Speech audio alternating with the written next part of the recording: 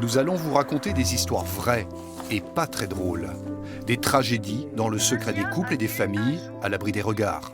Des histoires d'amour qui sombrent dans la violence.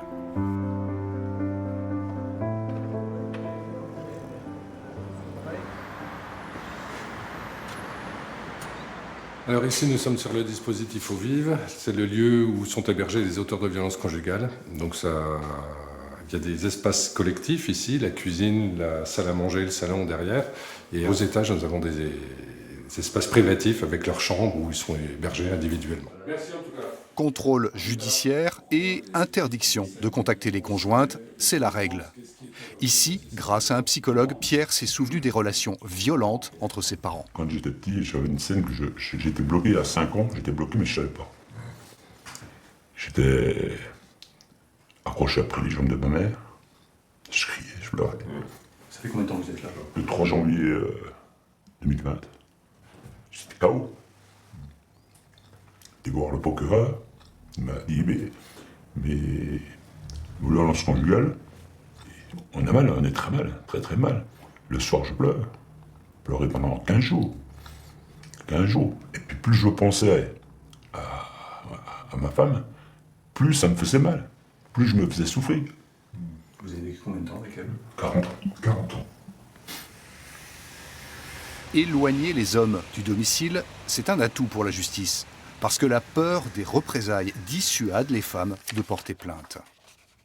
Beaucoup de femmes ne portent pas plainte, et même lorsqu'elles portent plainte du fait de violences, du fait d'une intervention policière, ensuite, souvent à la barre, retirent leur plainte. Donc c'est vrai que c'est difficile, c'est un contentieux qui est difficile et qui nécessite effectivement d'être extrêmement rigoureux lors du travail de police, rigoureux dans la constatation des préjudices.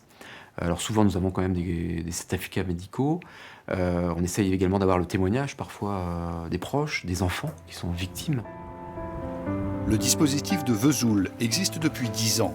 Celui de Besançon vient d'ouvrir, il s'appelle Altérité.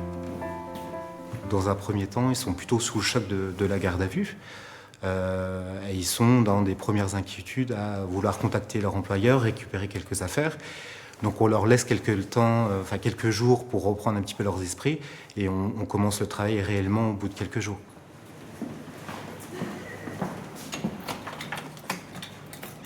En fait, elle avait la boule au ventre avant de me voir alcoolisé quand elle rentre du boulot. C'est pour ça qu'elle m'a quitté. J'étais mal, quoi. Pas bien du tout, parce que je pouvais plus rien faire, parce que je savais que tout ça, c'était à cause de mon agressivité alcoolisée. Et puis, je la comprenais, quoi.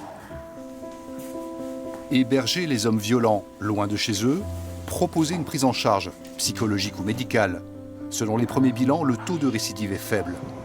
Les femmes, elles, ne subissent plus une double peine, la violence conjugale et la perte du logement pour elles et les enfants.